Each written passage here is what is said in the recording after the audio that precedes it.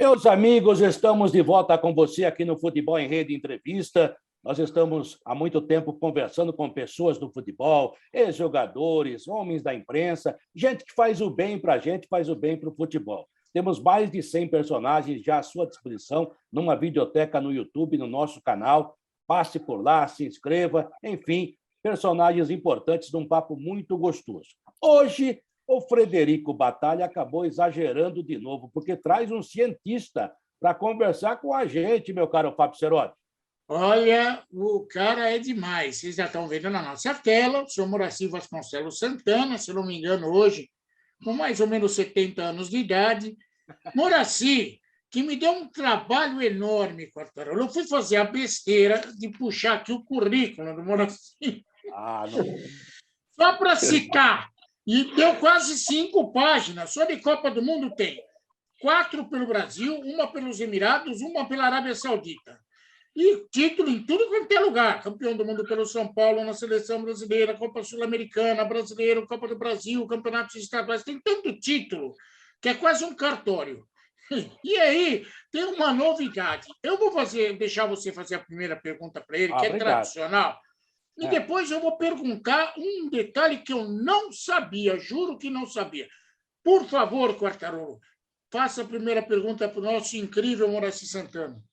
Aliás, eu nem pergunta, né? A gente tem saudade do Moraci, que é um profissional do mais alto nível.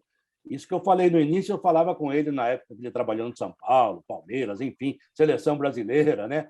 É um cientista do futebol, né? Um cara que está sempre à frente do seu tempo, um estudioso, muito do que tem se feito aí, principalmente para jogar na altitude, e tudo foi o Moraci que foi buscar em termos de estudos, a gente vai falar sobre isso também. Eu só não consegui ainda trazer o Moraci aqui em casa para consertar a minha internet, que ela vai e volta, mas eu ainda vou chegar lá. Meu caro Moraci, não é nem pergunta, eu estou muito feliz em te rever, cara. Aliás, estou feliz por te ver bem, né? Parece que é um menino, está com uns 40 anos. Olha. Eu fico velho, você fica velho, os caras não ficam. Moraci, é um prazer enorme ter você aqui. Obrigado por nos atender. O que você tem feito? Eu sei que você está com uma nova empreitada aí, que vai ser muito feliz, mas a gente está tocando a vida aqui, você deve ter acompanhado alguma coisa, e nós tentando te ver e te acompanhar também, que é um profissional de excelência. Olha, que prazer em tê-lo aqui, viu, Morá? Prazer todo meu, Quartarolo, Ceródio. Nossa, que prazer enorme estar batendo um papo com vocês aí, depois de tanto tempo. Mas o prazer é todo meu, cara. Assim, feliz da vida aqui de poder estar batendo papo com vocês, de vê-los, né? E bem, isso que é importante. Nós somos da época, né, Ceródio, que a gente conversava só por telefone, né? Hoje, olha a magia da internet aí, Ceródio. É verdade. E, o Moraci é um cara tão respeitado que eu nunca brinquei com ele falando que ele era meu personal trainer, tá? Esse ele escapou, foi um dos poucos. Agora, Moraci, eu estava vendo o seu extenso currículo, que é quase um livro, é um almanaque, né? E aí eu vi um detalhe que me chamou a atenção. Quer dizer que você tentou ser jogador de futebol na base do São Paulo? Não foi por quê? Olha, eu fui para o São Paulo com 14 anos e meio, né? Quase 15, lá na base de São Paulo. Quem me levou, a gente até morava no mesmo local, em Carapicuíba, o Paulo Nani. O Paulo Nani já estava no São Paulo na época, e a gente jogava na mesma equipe lá em Carapicuíba, né? E ele me levou, fui aprovado, fiquei lá até 17 anos e meio, quase 18, até 17, né? 3 anos e meio, mais ou menos, eu fiquei na base de São Paulo. O técnico era o José Poi, né? O antigo goleiro de São Paulo, argentino. E depois eu acabei saindo de São Paulo, porque eu estava estudando, eu fiz agrimensura com o curso técnico. E no sábado, quando tinha os jogos do Campeonato Paulista, eu tinha as 4 principais aulas do curso. Ou eu fazia uma coisa ou fazia outra, né? E acabou que uma coisa acabou prejudicando a outra, né? E eu acabei... São Paulo acabou me mandando embora, porque eu não pude, eles mudaram o treinamento da parte da manhã para a parte da tarde, e a parte da tarde eu não tinha condições de ir, senão não chegava na Escola Paulista de Agrimensura, que é ali na Rua Bahia, pertinho do Pacaembu, ali em cima. e eu morava em Carapicuíba, não tinha como chegar nesse treino aí. E aí eu passei a treinar com aqueles experientes, que faziam experiência na parte da manhã. E, pouco a pouco, eu fui saindo do time, e aí, quando começou o Campeonato Paulista, eles me deram a liberação. Eu ainda cheguei a jogar mais um ano no Nacional da Comendador de Souza, que o técnico era meu conhecido, já tinha jogado com ele, o Héctor Marchetti, e joguei mais um ano no Nacional da Comendador de Souza. Aí já no Sub-17, né? Lá no São Paulo era Sub-15, depois Sub-17, ainda cheguei a ser Sub-17 no Nacional da Comendador de Souza, mas foi por um ano. E aí parou por aí. Mandei seguimento na minha carreira lá de agrimensor, cheguei a trabalhar numa empresa de engenharia em Pinheiros, mas meu negócio não é ficar em quatro paredes, não dava. Eu fazia cálculos de plantas para licitação na prefeitura sobre reservatórios de água, que era a especialidade da empresa, reservatório de água elevado, semi-enterrado e enterrado. Remanejamento de rede de água e do esgoto. E eu fazia todo esse cálculo, eu mais um engenheiro. E aí vem esse negócio também, esse interesse por scout e tal, vem daí de ter essa facilidade com cálculo, com matemática. Mas não Olha adianta. só, Quando uma estrela aparece no céu, Quartarolo, ela está condenada a brilhar, não teve jeito. De agrimensor, ele virou um ícone no futebol. Diga. Você chutou pro gol e fez 2, né? Porque eu não sabia, por exemplo, que ele é agrimensor. Que é uma carreira que pouca gente conhece, né, Moraci? Sim. Você às vezes vê o cara na rua aí fazendo aquelas medições. Exatamente. E outra, e para mexer com isso, o cara tem que ter um nível, um QI muito elevado, viu, Moraci? Porque eu não sei fazer essas contas aí, não. Eu estou lendo um livro aí do Neil Armstrong, O Primeiro Homem, né? E eu estou descobrindo coisas, é claro que eu não entendo, eu estou descobrindo. O cara era um engenheiro assim extraordinário, né? E que a gente não sabe, achava que o cara subiu na nave e desceu lá, e não é só assim. E o agrimensor é outra profissão, poxa, para medir, você tinha uma coisa específica, né? Esse negócio de reservatório, mas tem várias para medir propriedade, essas coisas, é mais ou menos isso aí, não estou ignorante no assunto, não, né? Não sei bem o que é, mas normalmente eu sabia que você era agrimensor. O loteamento, por exemplo, começa com o agrimensor, né? Quem vai lá para campo para fazer aquelas medições da área do terreno, para depois transformar aquilo num loteamento ou num condomínio, o primeiro profissional que vai é o agrimensor. Né? Aí ele faz todos os cálculos, inclusive a própria planta do condomínio, até do loteamento, as ruas, tudo isso é o agrimensor que faz.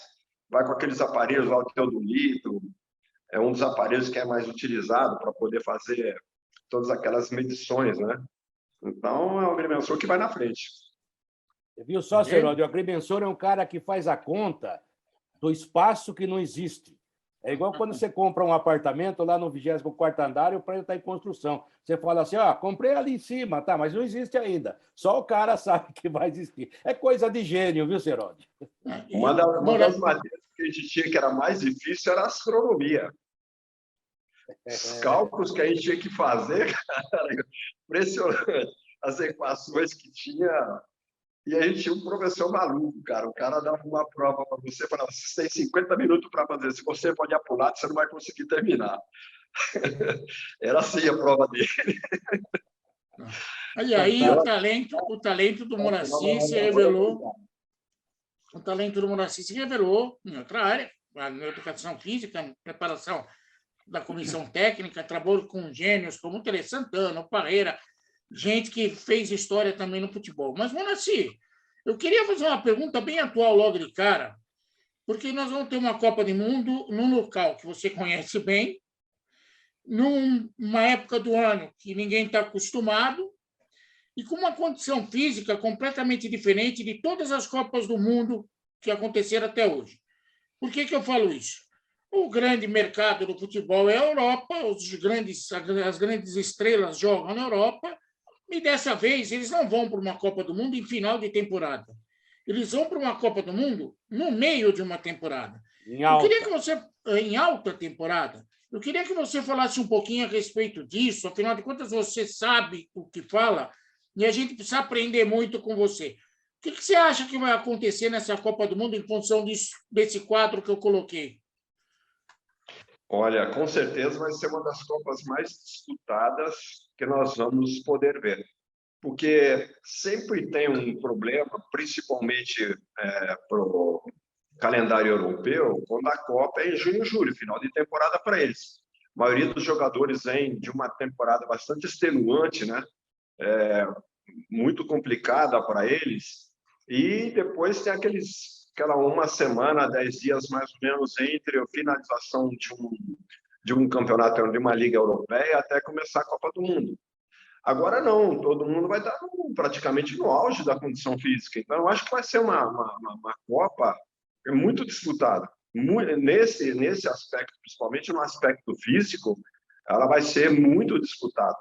Até porque os nossos jogadores também, todos estão na Europa, né? Também vão estar em alto nível, vamos dizer, na parte física, né? Um ou outro jogador que está sendo chamado aqui do Brasil, que estaria em final de temporada, mas a grande maioria vai estar atua na Europa e vai estar no auge da condição. Agora, Moraci, você estava falando da Copa e dessas disputas do fim do ano, que vai ser muito disputada também por esse motivo que você colocou, pelo que o Serodi perguntou. Eu me lembro que aconteceu o contrário em 2002, quando, inclusive, a França foi eliminada na primeira fase, a própria Argentina, que tinha feito com o Bielsa uma Copa uma eliminatória esplendorosa e que começou em maio, ou seja, encurtou a distância. Agora, você disse que vai ser mais disputada, mas vai ser mais nivelada, ou seja, todos estarão mais em forma? Eu acredito que sim, Cortarolo, porque praticamente todas as seleções elas vão estar aí no meio da sua temporada, entendeu? Então, praticamente no auge, né, da condição, né? Então, assim, assim, você pega mesmo as seleções aqui da América do Sul, também são baseadas em atletas que jogam na Europa, né? Que vão estar no meio da temporada. E, assim, no Catar, até por eles terem trazido a Copa aí para novembro, dezembro, não é tão quente, não vai estar tão quente como é maio, junho, julho, agosto, calor infernal. Não vai estar tão quente. E estádios também, lá já tinha um estádio climatizado, né? E, pelo que eu sei também, os estádios vão estar climatizados, mas eu acho que nem haveria necessidade, porque não é tão quente em novembro e dezembro lá, então vai estar uma temperatura agradável para se praticar o futebol e todas as equipes no auge da condição. Mas, assim, você trabalhou só em Copa do Mundo, você trabalhou pelos Emirados, trabalhou pela Arábia Saudita, vai ser a primeira Copa no mundo árabe. O que você pensa a respeito disso? Olha, eles são, assim, eles adoram futebol, né? Eles adoram futebol. Com certeza, boa parte dessa torcida aí, né? Até porque eles não têm problemas financeiros para estar comprando esses ingressos caríssimos, né? Que é de uma Copa do Mundo. Então, uma boa parte da torcida, com certeza, vai ser ali do mundo árabe, né? Ali é o Golfo, vamos dizer, os países que compõem o Golfo, os 7 países, todos eles têm uma condição financeira muito boa e, com certeza, boa parte dessa torcida aí vai ser composta por árabes. Eles adoram Inclusive, futebol. Eles adoram futebol. Sempre o futebol lá foi, na Arábia Saudita, sempre estádios cheios, mesmo nos jogos da Liga, da seleção nem se fala. Mas ali eles gostam muito de futebol e, com certeza, os estádios vão estar lotados aí para todos os jogos da Copa. se eu ainda fosse aquele repórter chato da Jovem Pan que você conheceu, eu diria, se vocês adoram futebol, por que vocês não aprendem a jogar? Mas não vou falar isso agora, né? Se bem que eles melhoraram muito, né, Moraci? Melhoraram muito. A Arábia sempre teve uma mistura, né? Na Arábia Saudita sempre teve uma mistura de atletas árabes com atletas africanos naturalizado árabe, que nasceram na Arábia, né, mas filho de africanos, né? Então aí vem um pouco da técnica deles, da habilidade deles, né? O jogador árabe, ele tem uma certa técnica, tem uma certa habilidade por causa dessa mistura, principalmente com a parte africana, né? E ali você pega jogadores argelinos, tunisianos, marroquinos, que também têm essa origem, mas nasceram lá nos Emirados, nasceram no Catar, nasceram na Arábia, e então tem essa mistura. E também, pelo fato de vários países ali da África serem muçulmanos, né, de origem muçulmana, eles migram muito cedo para lá, até para trabalhar tal, e geram famílias lá. Então, tem essa mistura aí no sangue deles, que o torna jogadores, você vê muitos jogadores habilidosos, muitos jogadores bastante técnicos, né? Eles não são, assim, atletas fortes fisicamente, né? Você não vê atleta muito forte fisicamente, mas com boa técnica, até com habilidade. Nancy, você foi para 4 Copas consecutivas, foi até mais, foi 6 Copas, mas 4 consecutivas, e viveu uma experiência legal. O Brasil foi campeão em 94 com vocês, e o Brasil já estava há 2 décadas esperando um título. Hoje o Brasil vai para mais uma Copa do Mundo também nessa situação, há 2 décadas aí sonhando com título. Como que funciona essa pressão na comissão técnica em função de essa loucura que todo mundo no Brasil acha que nasce campeão do mundo? A obrigação de uma Copa do Mundo é vencer. Como que funciona essa pressão na comissão técnica, Manaci? Olha, Seródio, é uma pressão muito grande, que nós vivemos isso na pele, nos Estados Unidos, em 94, quando estava completando 24 anos. Até tem uma situação interessante. Se o Brasil não for campeão nesta Copa aqui, a próxima Copa vai ser nos Estados Unidos e vai estar completando 24 anos se o Brasil não ganhar. Vai estar completando 24 e será nos Estados Unidos.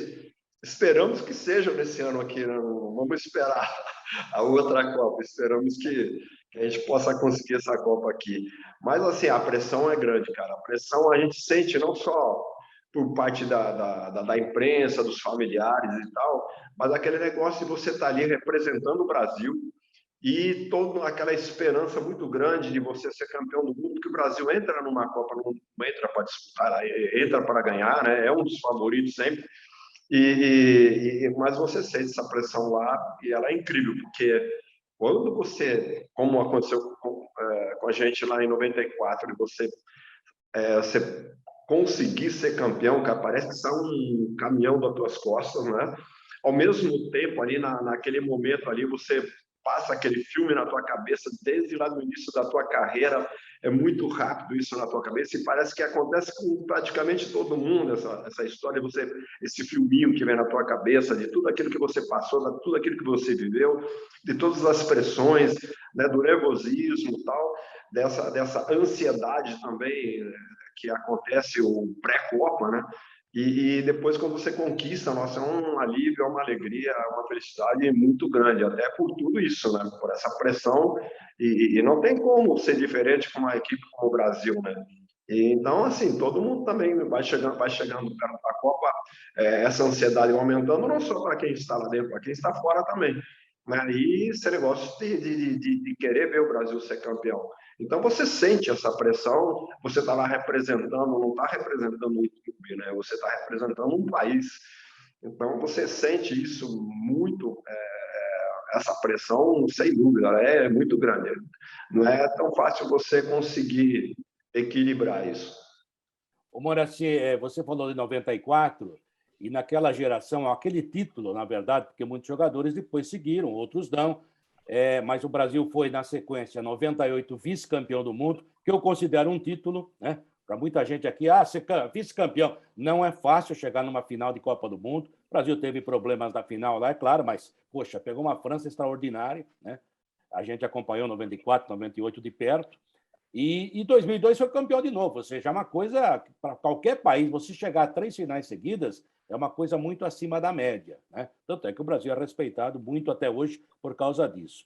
Mas a pandemia, né? A pandemia nunca não trouxe nada de bom para nós, a não ser pensar um pouquinho mais do ser humano, né? Mas no primeiro momento que a gente ficou recluso, eu trabalhava ainda na Fox, e a gente não tinha muito o que falar de futebol, porque os jogos pararam. E começaram a resgatar jogos de Copas do Mundo. E, de repente, Moraci, foi resgatada a conquista de 94. Não só nas TVs fechadas, mas pela TV Globo, que é a principal TV do Brasil, indiscutivelmente. E, de repente, as pessoas perceberam que a seleção de 94 jogava muita bola, porque todo mundo criticava, futebol, era retranqueiro. De repente perceberam, nossa, o time era bom, o time era bem montado, taticamente era ótimo, nossa. Ou seja, foi um resgate em meio a um momento difícil para a humanidade, né? Mas para o futebol brasileiro parece que houve esse resgate de 94, porque diziam assim, o Parreira ganhou, no caso o Moraci, né? A comissão técnica ganhou, mas só pensava em se defender e, de repente, começaram a perceber que não era bem isso. Resgataram uma história bonita do futebol brasileiro, que eu vivi de perto, né? Mas que às vezes ficava difícil explicar para muita gente que não viveu aquela época. Olha, Quartarolo, é interessante, né, isso, porque, assim, como o Parreira, qual foi, eu acho que a grande sacada do Parreira em relação à seleção, né?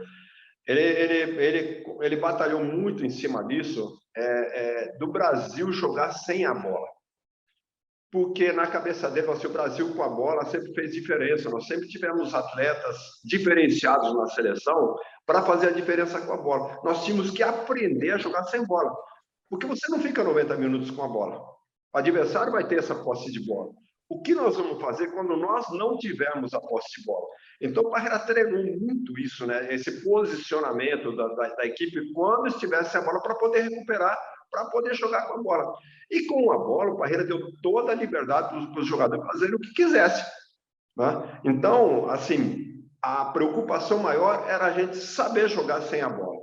Então, por isso que houve muitos treinamentos táticos de posicionamento sem a posse de bola. Nós chegamos, eu acho que assim, até perto da perfeição, porque pouco se criou de chances contra o Brasil nessa Copa, né?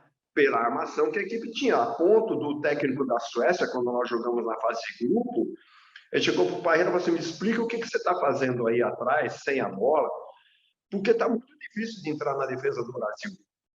E o Parreira colocou até no papel para ele, tal, como é que estava fazendo, aquela entrada do volante no meio da zaga, quando a bola ia para um lado, quando ia para o lado esquerdo ali, o Dunga aproximava daquele lado e o Mauro Silva entrava aqui no meio da zaga.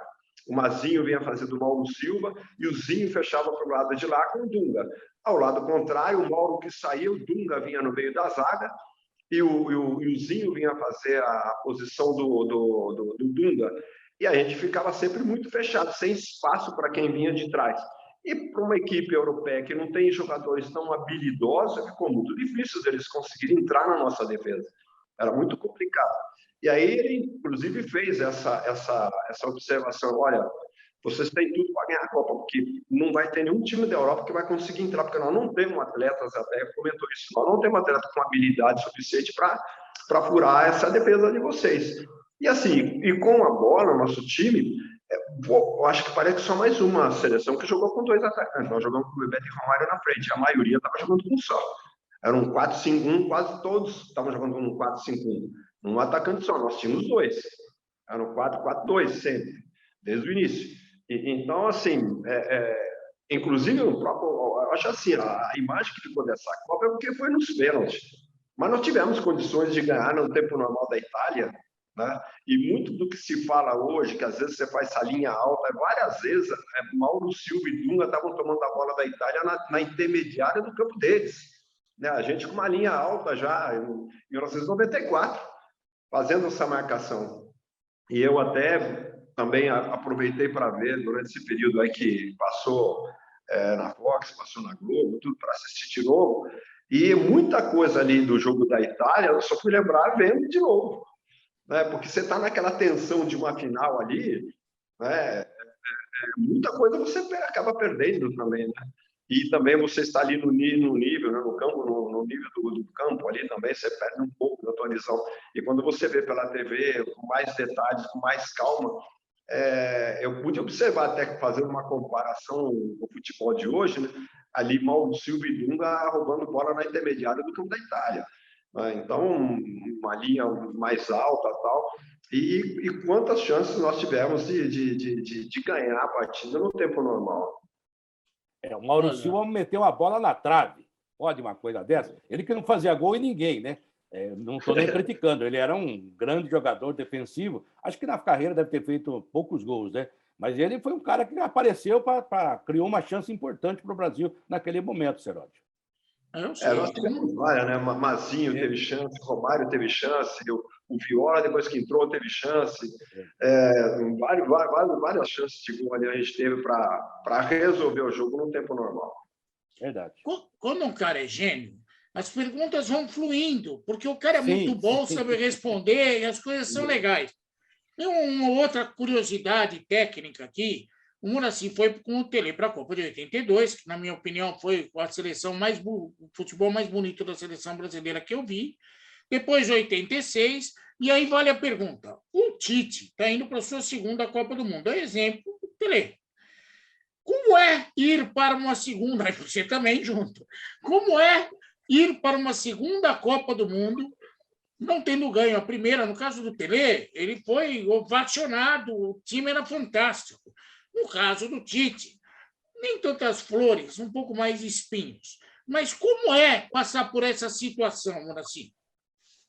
Olha, eu acho muito importante, até interessante a tua pergunta, Seródio, porque eu tive num evento com o Edu Gaspar antes da Copa e eu comentava com ele justamente isso, que na comissão técnica me parece que só tinha o Tafarel que tinha participado de uma Copa. Ninguém tinha ido.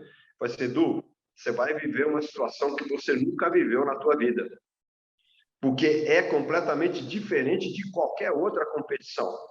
O número de jornalistas te acompanhando, para a Copa de 2006 lá, o Brasil tinha mais de 1.000 jornalistas acompanhando o nosso treinamento, aonde a seleção ia até os jogos, não, porque os jogos têm aquele número de jornalistas credenciado para entrar, né? E também na coletiva, mas no dia a dia tinha mais de 1.000 jornalistas acompanhando, era a seleção que tinha mais jornalistas acompanhando.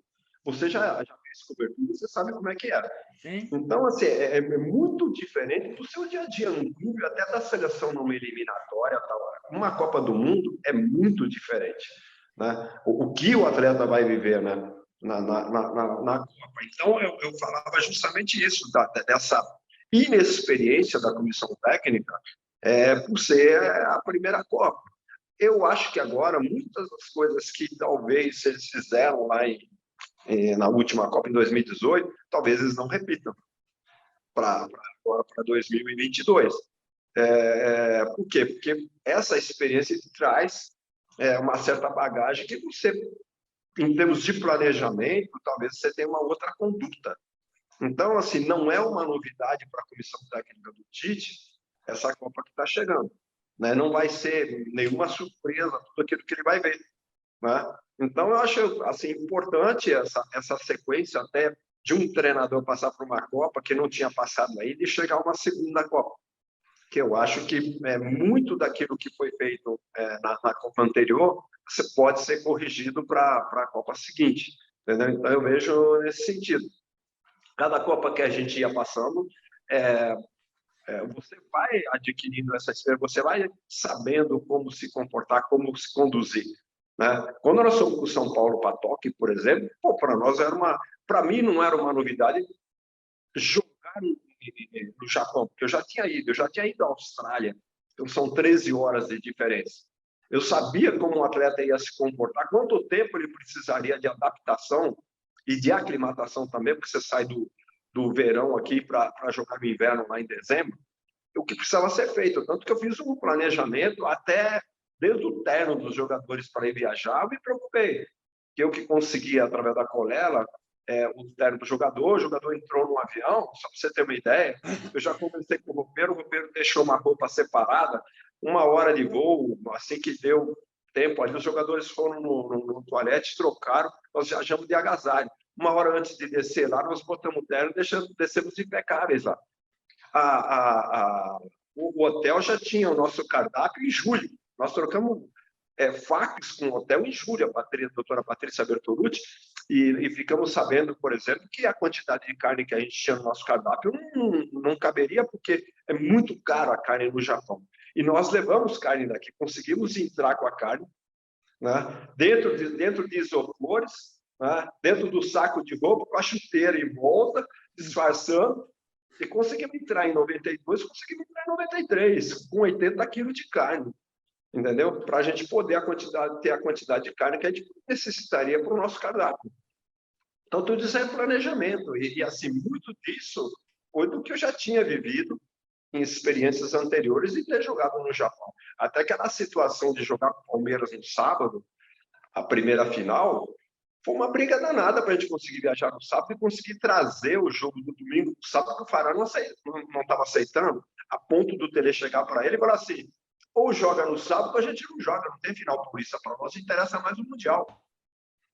E a gente ameaçando de não jogar a final contra o Palmeiras, que esse jogo passou para o sábado, porque eu sabia daquilo que a gente necessitaria para poder chegar com tempo para essa partida. Eu queria sair daqui no sábado, chegar na segunda-feira, que você chega na segunda, sair no sábado à noite, chegaria segunda à tarde lá, para ter uma semana inteira de adaptação e aclimatação. Então, você vê como é importante você ter essa experiência, né?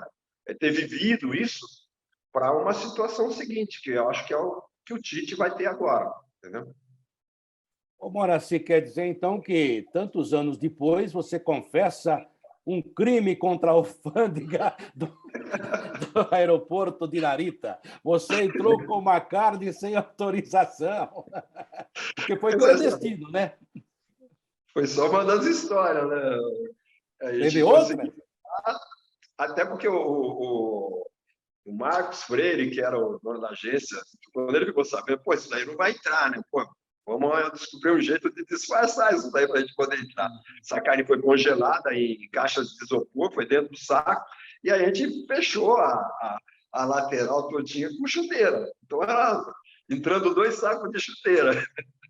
E fizemos isso em 92 e 93, a gente conseguir ter a carne que a gente precisava. Ô, Seraldo, só uma coisinha que eu queria falar com você, Moraci, mais uma, né? Infelizmente, o Moraci dá para falar com ele 5 horas aí na Sobra Assunto. Eu me lembro que em 2006, eu estava baseado em Munique, né? O Vanderlei Nogueira pela PAN cobria lá seus treinamentos, ele e o Tostão, que estava trabalhando para a gente também, um cara fantástico. E eu me lembro de uma entrevista sua, que você ficou muito chateado com o Ronaldo, que estava acima do peso, e, no fim, quis passar a responsabilidade para o preparador físico, que era só o Moraci Santana, né? E ele realmente parece que não se cuidou para a Copa do Mundo. Você se lembra desse caso? Você depois voltou a conversar com o Ronaldo, ele continua chateado com você, e como é que ficou? Não, isso daí é o que aconteceu, o seguinte, né? Naquela Copa lá, até um pouco antes da Copa, como o Ronaldo estava contundido, tinha uma lesão, eu estava sem clube, tinha saído do Corinthians em 2004, estava sem clube. Eu até conversando com o pessoal da comissão técnica da seleção, eu me coloquei à disposição para tentar fazer um trabalho com o Ronaldo, né? Porque eu tinha tempo, ou dele vir aqui para o Brasil de fazer, ou ir lá para a Espanha para fazer esse trabalho com ele, porque eu lembro que em 2002, tanto ele como o Rivaldo, eles também estavam na mesma situação, fizeram um trabalho à parte. Eles fizeram um trabalho do que foi colocado, não lembro qual preparador físico que trabalhou com ele naquela época lá, e eles se prepararam durante esse período para poder chegar bem na Copa. E foi a mesma situação que aconteceu em 2006, mas parece que ninguém se interessou e nós acabamos recebendo o Ronaldo um tempo sem atuar, né? E também sem treinamento, e nós tivemos que fazer um trabalho ali naquelas 3 semanas que nós tínhamos para colocar o Ronaldo em forma. Não era só o peso, a forma física dele, né? Porque peso também, olha, Adriano estava acima, o Emerson estava acima. Se você for ver bem naquela Copa, Quartarolo, quando nós fizemos a avaliação lá em Vegas, nós tínhamos que cortar 6, 7 atletas, porque estavam muito abaixo na condição física para 3 semanas de trabalho para disputar uma Copa. Só que esses atletas já estavam inscritos. Né? Aquele problema que eu acho que ainda é um problema de você inscrever 30 atletas, ou os 23 atletas, uma lista definitiva um mês antes da Copa. Você pode ter problema como a França teve em 2002 no elenco, e você não pode dispensar ninguém. Não é problema físico, não é problema de relacionamento, uma briga lá entre atletas, qualquer coisa lá, e você não pode tirar. Né? Então, aquela situação que a gente vivia antes, como foi em 94, que você fazia a lista final 8 dias antes da Copa, quer dizer, muitos desses problemas você pode tirar durante esse período de preparação. Né? E, assim, eu lembro que o próprio Adriano, que tinha ido muito bem em 2004, 2005, 2004 lá na Copa América e depois 2005 na Copa das Confederações, e até lá para a Copa América, eu lembro que nós fizemos 15 dias de trabalho lá em Teresópolis, e eu no início, eu comecei a fazer tiro de 1.000, que eu precisava melhorar a capacidade aeróbica deles, porque a gente ia jogar lá em Arequipa. Arequipa é 2.400, 2.500 metros de altura. Não é tanto, mas você sofre um pouco. Então, eu já queria melhorar a capacidade deles, já no trabalho aqui, para a gente, a primeira fase lá, a gente poder ir bem. Até o Adriano chegou para pô, mas no segundo tiro, o Adriano chegou para sou atacante, mas vou ter que dar esse tiro de 1.000. Se você não der esse tiro de 1.000, você pode morrer lá, fisicamente, lá em altitude. Não, vamos jogar em Arequipa. E ele começou a fazer até muito bem, acompanhando o Maicon, que era um cavalo, o Maicon, lá na frente e tal, e foi super bem lá na Copa América. E depois na Copa das Confederações, ele chegou para mim, inclusive, e falou assim, o que eu tenho que fazer agora? Não se preocupa, Adriano, treinamento normal, não tem problema de altitude nem nada, é um trabalhinho que nós vamos fazer aí só para dar uma condicionada e vamos para a Copa. E ele foi muito bem. Chega na Copa de 2006, em março, aparece o pai dele, 3 meses antes da Copa. Isso mexeu com a cabeça dele, ele chegou acima do peso lá, e de lá para cá, ele não voltou a ser o mesmo. Né? Mas, em decorrência, eu sei muito bem que o que influiu muito na condição dele foi a morte do pai, prematura, né? Parece que ele tinha 49 anos, não tinha 50 anos, o pai faleceu. Então, teve essa gravação do Roberto Carlos esgotado, que só tinha ficado 2 partidas fora da Liga toda na Espanha, dos jogos do Real Madrid. Então, nós tínhamos alguns problemas lá. Inclusive, o Ronaldo, inclusive, ele treinou bastante, ele treinou de manhã e de tarde. De manhã ele fazia os intervalados na bicicleta para tentar entrar em forma, tudo para recuperar o tempo que ele perdeu, mas isso também debilita.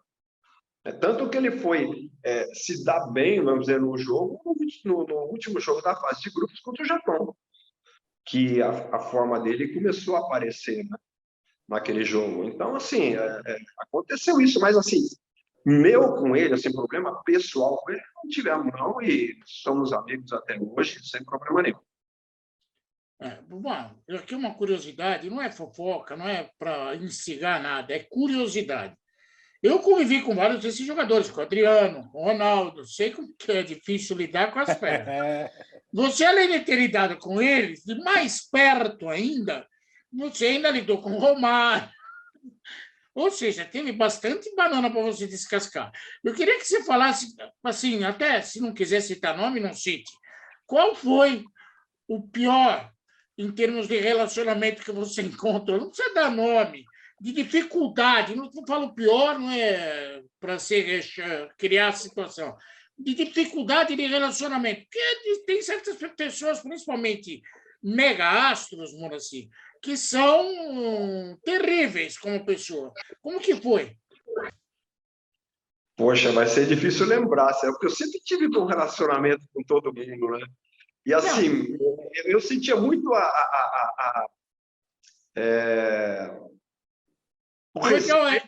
eu vou te dar um exemplo para você entender o que eu quero dizer. Em relação a trabalho, o Adriano, lembra do Adriano Meia? Jogou no Guarani e tal, depois para o São Paulo. O Adriano foi um atleta complicadíssimo para você colocar em forma. Entende? Era muito complicado, porque ele não conseguia fazer no ritmo que era necessário ser feito. Ele não colocava tudo dele no treinamento. Você via que ele tinha mais para dar, mas não conseguia. A ponto de você chegar para ele e falar, cara, vou desistir de você, meu. Ou você faz o que tem que ser feito, ou não tem como. Então, teve um outro atleta, até complicado até de lembrar, mas eu lembro lá do Adriano, o problema que foi para a gente colocar ele em forma para ele poder jogar no São Paulo. né? E jogou algumas partidas, tal, mas e você encontra no elenco, às vezes, um ou outro atleta que a dificuldade dele é com ele mesmo. Pô, você, para ser um atleta, você tem que se abdicar de várias situações. E você tem que se empenhar. Não tem como você conseguir forma física sem empenho. Não existe. Não adianta você ser o melhor do mundo, planejar da melhor maneira possível, queimar o cérebro aí para montar a programação, fazer o planejamento, fazer avaliações, reavaliações, e se o atleta chegar na hora lá, não quiser fazer. Não tem como. Então, assim, o Romário, por exemplo, que eu achei que eu ia ter problema com o Romário, eu até vou contar a historinha de 94, o Romário perdeu os 15 dias lá em Teresópolis, porque ele teve o jogo da Champions. Ele estava no Barcelona, jogou com o Milan, parece que foi 4-0 para o Milan. Esse jogo foi em Atenas. E ele perdeu os primeiros 15 dias. Lá nos Estados Unidos, nós teríamos em torno de 24 dias por aí para a estreia na Copa. Aí ele se apresentou no sábado e nós tínhamos mais um treino no domingo, íamos ser liberados e na terça-feira a apresentação para ir embora para os Estados Unidos. Aí me falaram, o Romário está lá jantando, se queria conversar com ele lá, foi até o Moisés Segurança. E aí já tinha jantado, fui lá para conversar com ele, sentei com ele lá, falei, Romário, como é que você está? Ele disse, pô, tô mal, tô cansado pra caramba, não dormi quarta para domingo, quarta para quinta, porque a gente levamos aquela cacetada lá do Milan.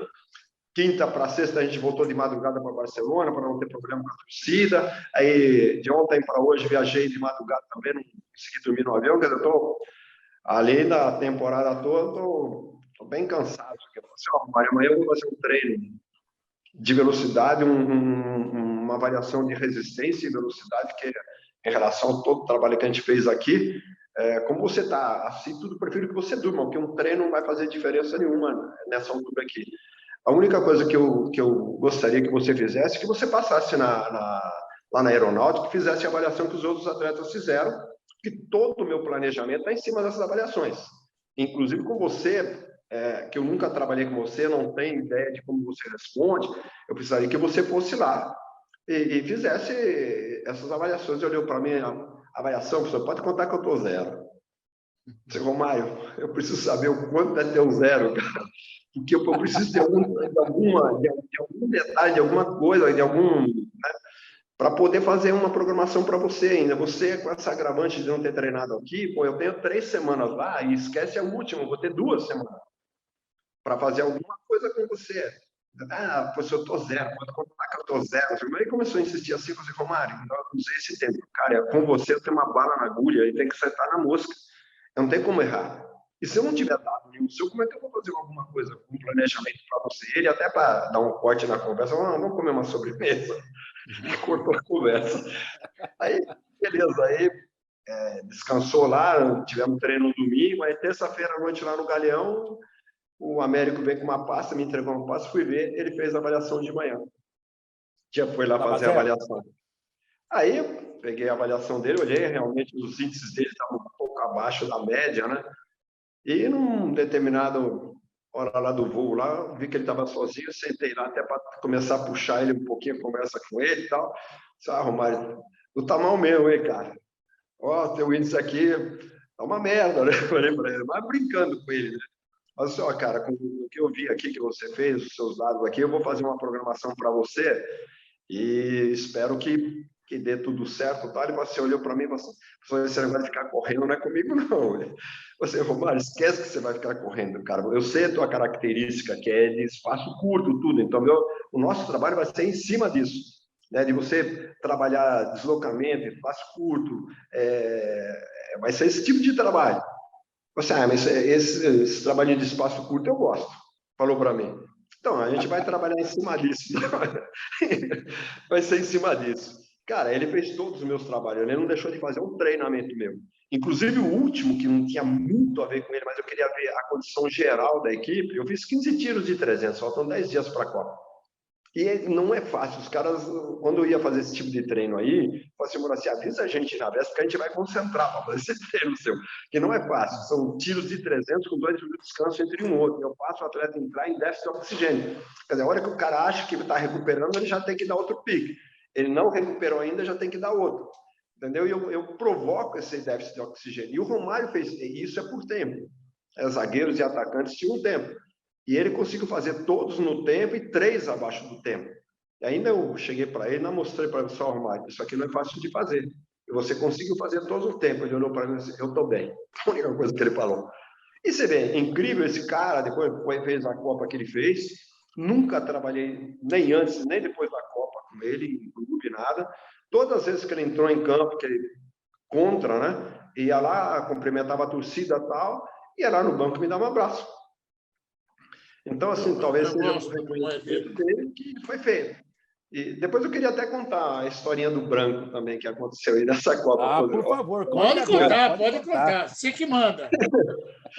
Olha, o Branco foi o seguinte, né? Faltam 10 dias para começar a Copa, quer dizer, 2 dias antes da lista final, travou a coluna do Branco. O Branco já vinha lutando um pouco com a condição física dele, né?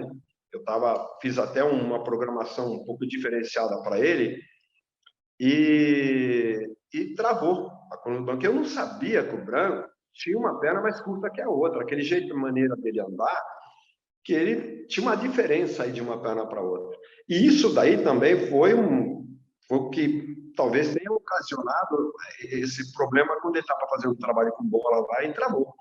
Aí reunião da comissão técnica depois do treino, estava Lídio, eu, Zagallo, Parreira e Américo. Ele falou assim, olha, 10 dias para a Copa, são 10 dias de tratamento, não tem como. Ele tem mais parte física, mas da minha parte ele está fora. Eu pensei bem, falei assim, peraí, ele não pode correr no campo, mas pode correr... Ele ainda apareceu, peraí, Lídio, ele não pode correr, não consegue, tal, vai ter que fazer tratamento. Você vai, ele não consegue correr no campo, mas consegue correr na piscina. O Zagallo até meio ironicamente, porque ele não queria o Branco, se na piscina, nunca vi jogador na piscina, eu falei assim, você pode ver que desde 91, você vai lá assistir comigo. Desde 91 eu trabalho com jogador na piscina, os jogadores estão com problema de tornozelo, o dele de coluna, a gente usa um colete que chama Aquajog, vai inclusive proteger a coluna dele. E é um trabalho que a gente chama em inglês deep run, né, que é a corrida sem tocar no fundo. Né? Então ele vai movimentar braço e perna e não tem problema nenhum. Até esse colete, a forma anatômica dele, que envolve a tua coluna, que é um colete de espuma, que para a pessoa poder flutuar, vai até proteger a coluna dele, não tem problema dele fazer o trabalho na piscina. Não vai ter, inclusive, ele vai se condicionar na piscina porque o trabalho é forte. O Parreira olhou para mim, você garante? Eu garanto. Ele vai trabalhar comigo de manhã de tarde, porque a gente treina no campo meio-dia, ele vai dar para treinar de manhã de tarde com ele na piscina, e depois do treinamento ele faz o tratamento que ele precisa fazer. O Parreira levantou e falou assim, ele está convocado, eu preciso dele, ele está convocado. Ele levantou e saiu. E eu levantei atrás de Parreira, os outros 3 ficaram sentados lá. Tipo, você vai dar merda isso daí. Eu saí dali e fui direto para o quarto do Branco. Eu falei, Branco, você vai treinar comigo? Eu disse, pô, como, professor? Fica tranquilos. Nós vamos fazer um trabalho na piscina e tal. Você chegando lá, hoje à tarde a gente já começa. E você vai ver que vai dar tudo certo. E, só para você ter uma ideia de volume, no primeiro dia, eu botei ele na piscina, numa piscina externa, porque a interna estava ocupada. E aquecida a piscina. Aí ele começou com 40 minutos de trote, né, só movimentando braço e perna, sem tocar no fundo. E no final do trabalho, aquele elástico de amarrar a bagagem ali no bagageiro da bicicleta. Tem os 2 ganchinhos lá, botei no colete dele lá, e sentei na lateral, você vai dar 10 tiros. Pique. Você vai forçar um pique aqui, esticar esse elástico aqui o máximo que você puder, acelera bem a perna, acelera bem o braço, a tua coluna não vai sair do lugar, e você vai fazer o mais rápido que você puder. São 10 tiros de 10 segundos por 20 de descanso. Ele olhou para trás para mim e falou assim, só 10? Eu falei, só 10. No quarto tiro, você falou um palavrão para mim, pô, prefiro treinar no campo, isso aqui é muito forte, cara. Só para você ter uma ideia, ele sentiu no quarto tiro de 10 segundos. Os últimos 3 dias, de manhã e de tarde, 6 sessões, ele fez 15 tiros de 10, 15 tiros de 15, 10 tiros de 20 e 10 tiros de 30, sempre com dobro de descanso. Ele perdeu 2,8 kg dentro da piscina em 10 dias. E aí, vai um pouco mais para frente lá, primeiro e segundo jogo ele estava ali no banco, mas não estava à disposição, a partir do terceiro já estava. Chega no jogo nos Estados Unidos, Leonardo expulso. Aí vocês vão lembrar que o Parreira coloca no segundo tempo, colocou o Cafu. Acho que ele tirozinho, coloca o Cafu, porque o Cafu, 90 minutos era pouco, o Cafu 45, imagina. A ideia do Parreira era somar mais um na defesa, no meio do campo no ataque, para a gente não sentir a falta de um jogador. Ganhamos de 1-0, estamos saindo, o Branco segurando o meu braço, ou eu estou bem ou não estou bem, que na cabeça dele, ele que tinha que entrar, que ele já estava à disposição, né? Você, calma, Branco, pô, 43 graus na cabeça, não era o jogo para você entrar, para você voltando, né?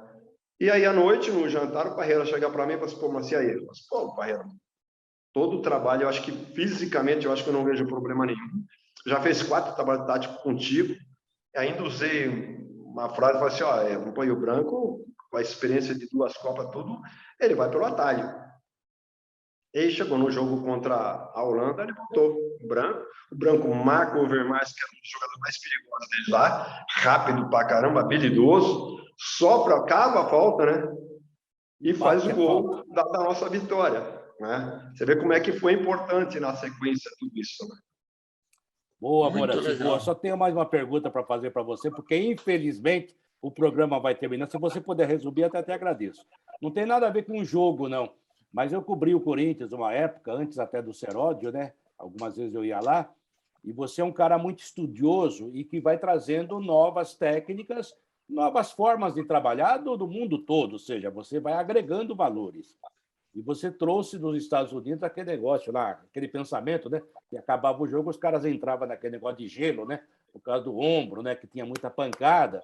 E você tinha resistência a impor aquele gelo, aquela banheira de gelo. E você conseguiu convencer o Kleber a entrar. Porque o Kleber primeiro. É o primeiro. Porque sendo negro, e não, isso não é crítica e nem nada de coisa diferente, né? Não é preconceito, mas o negro sente mais frio que o branco. E eu falou, bom, se o Kleber entrar, os outros vão entrar. Essa história também foi muito legal, viu, Moraci? Foi. Assim, eu tinha visto num super triatlon que os atletas entravam numa piscininha de gelo, entre uma prova e outra, ficava ali 8, 10 minutos, saía para outra prova, né? Eu fui pesquisar, saber o que era isso. Aí a gente fazia hidroginástica, né? 40, 45 minutos de hidro lá, como recuperação, que também dava bastante certo. Aí teve um pós-jogo lá, estava Kleber e o Rogério fazendo tratamento de tornozelo. Não iam fazer a hidro, porque estavam fazendo tratamento de tornozelo. Eu consegui convencer os dois de entrar na banheira. Pô, o Kleber foi empurrado para fazer. E o Kleber foi a minha foi o cara que induziu que os outros também fizessem, porque no outro dia ele estava se sentindo muito bem e falando, não, faz o gelo lá, que você não, pô, parece que eu nem joguei, não sei o que mais, não sei o que mais. Então o Kleber foi a minha propaganda, cara, mas foi difícil de colocar ele dentro da banheira. E eu sempre tive essas coisas de buscar alguma coisa para tentar fazer a diferença. Você faz a diferença quando você faz alguma coisa diferente, né? E você tem que testar para ver se dá certo ou não. E para você não estar no lugar comum de estar fazendo o que todo mundo está fazendo. Pô, muito legal. Teve que empurrar o Kleber, então. O Negão não queria entrar. O Kleber foi empurrado, cara. O Kleber foi empurrado. Ele realmente isso. Assim, ele sente mais frio, imagina, no gelo. Assim, o primeiro minuto é complicado, mas passando o primeiro minuto você não vai sentir mais lá. Mas aí para ele ficar esse primeiro minuto dentro do gelo lá, foi complicado. Ele queria sair toda hora e eu segurava ele na banheira. Eu não saio, não. Espera, não se mexe. E foi assim, mas ele foi a minha propaganda para os outros atletas, que no outro dia ele estava sentindo muito bem.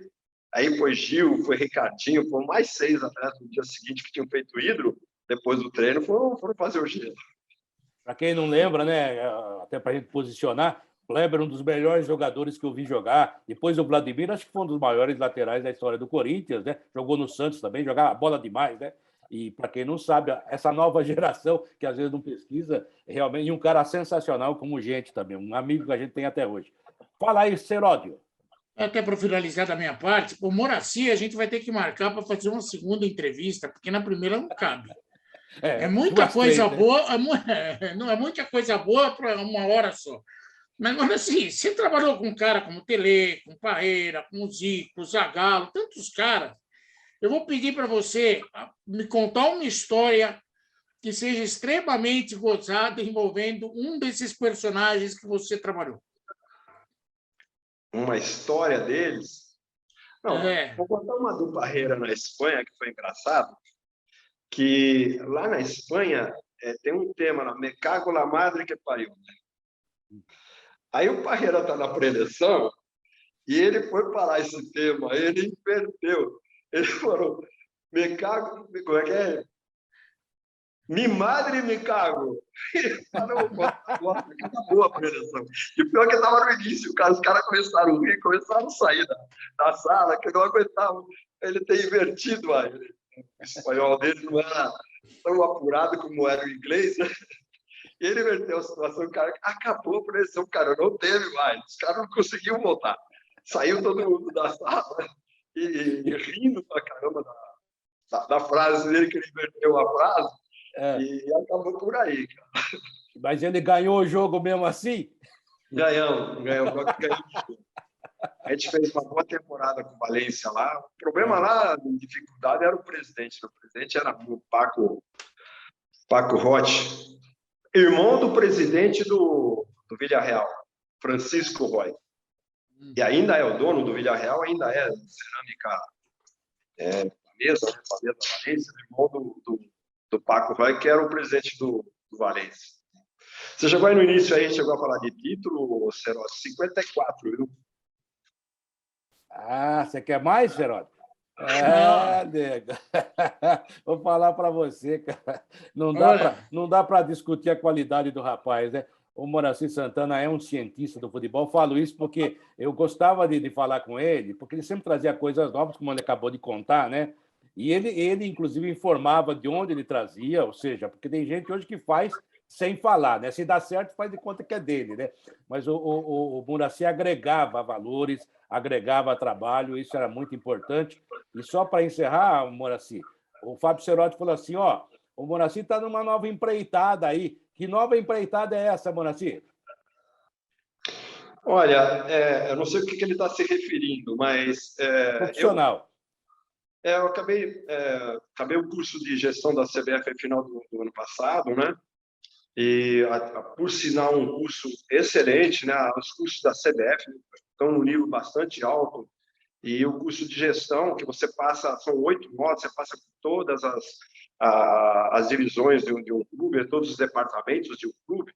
E, assim, qual é a minha intenção? Né? Minha intenção é, eu acho que agora, já partindo para uma outra área, uma área mais de gestão, de coordenação técnica, eu vejo assim, as comissões técnicas hoje, elas viraram equipes multidisciplinares. Né? Então, antigamente viajava 6, 7, no máximo 8, hoje viaja mais de 20. E eu acho que precisa ter um profissional aí para poder coordenar esse trabalho desses departamentos, para filtrar essas informações e facilitar o trabalho do técnico no campo. Então, eu fiz inclusive, a licença A, né, para poder estar se atualizando também em relação à parte técnica, tática e tal. Fiz o curso de gestão agora e vejo, assim, dentro de uma comissão, essa possibilidade de aproveitar a minha experiência de 48 anos de futebol profissional. Então, é nisso. Eu tive agora, recentemente, em Recife, foi lançamento de um clube lá, de um novo clube, chama-se Santa Fé, e que o propósito deles é trabalhar na base e também na equipe principal, apenas com atletas de comunidade, de favela, e também atletas que possam estar vindo da área de infância, que vão ser designados para tentar melhorar a vida do cara através do futebol. E vai começar agora na segunda divisão do Campeonato Pernambucano, e eu estive lá a convite deles para poder não só participar do lançamento que foi lá na Federação Pernambucana, como também fazer uma palestra para os meninos, e virei um padrinho, né, da equipe, e com essa situação de também estar dando a minha contribuição lá nesse sentido, mais no sentido de gestão, né? Também, no curso de gestão, nós fizemos um trabalho, obrigado a fazer chama-se projeto aplicativo, mas foi TCC, e o nosso trabalho do nosso grupo, tinham 72 alunos, foram divididos lá, mais ou menos, grupo de 5, 6, o nosso grupo com 5, e até uma ideia minha foi da incorporação do departamento de futsal de um clube no departamento amador de futebol, porque muitos atletas nossos são oriundos do futsal. Vamos enumerar aqui os nomes, só para lembrar: Rivelino, Zico, Ronaldinho, Ronaldo Fenômeno, Ricardinho, Alex, mais recentemente Neymar, Robinho, todos oriundos do futsal. No Corinthians são vários jogadores oriundos do futsal. Por que não ter esse departamento agregado ao departamento amador para você fazer um acompanhamento? O futsal começa com sub-7, tem sub-7, sub-8, sub-9 já federado. Então, você já tem um acompanhamento, fazer essa coordenação, já está vendo quem é que tem condições para já migrar para o futebol de campo. Então, hoje, você vê os espaços praticamente acabaram, né? Futebol de várzea praticamente está sumindo, esses campinhos não existem mais, e assim, está ficando o futsal, está ficando os campos de futebol society, e muito próximo daquilo que está se fazendo hoje no futebol de campo, que é o campo reduzido, é o pensar rápido, e tudo isso está dentro do futsal, né? O pensar rápido, porque o espaço é reduzido, a bola sempre com o pé, no pé, muito junto com o pé, para desenvolver a habilidade, a técnica. O defensor ataca, o atacante defende, os alas também atacam e defendem. Então, tudo aquilo que se prega hoje para o futebol moderno, já acontece no futsal. E por que não ter esse departamento já? E o trabalho ficou tão bom, a gente tirou 10 tal, e que nós resolvemos fazer um livro. Logo, logo aí vai ter o lançamento do livro. Acho que aí para o início de agosto vai estar saindo esse livro aí, falando desse tema. Opa! Convida voltaremos nós a conversar. Sim, voltaremos a conversar em agosto. Geraldo, vamos dar um abraço do grande Moraci Santana.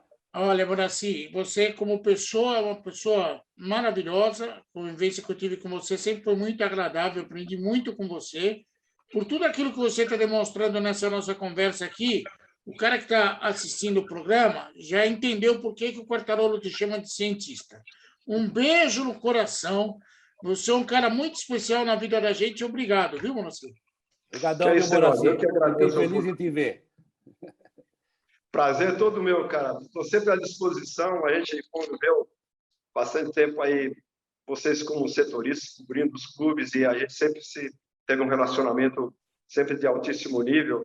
Eu sou muito grato a vocês até por esse companheirismo, né? Por essa amizade, e estou sempre à disposição. Moraci Santana, um dos maiores da sua função, preparador físico, um cientista realmente da história do futebol, não é futebol brasileiro, não. Ele realmente tem um reflexo no mundo inteiro, é uma excelência na sua função, no seu trabalho, e agora partindo para um negócio mais amplo, ou seja, só o futebol vai ganhar com isso. O Moraci Santana participando conosco mais uma vez aqui, ou pela primeira vez aqui no Futebol em Rede Entrevista. Mas tenho certeza absoluta que ele voltará, porque esse homem tem história para contar. Até a próxima, amigos. Mais um nobre nome aqui com vocês no Futebol em Rede Entrevista. Moraci Santana. Abraço, Seródio. Abraço, Moraci. Obrigado, Moraci. Obrigado. Obrigado pela oportunidade. Abraço, à disposição. Obrigado.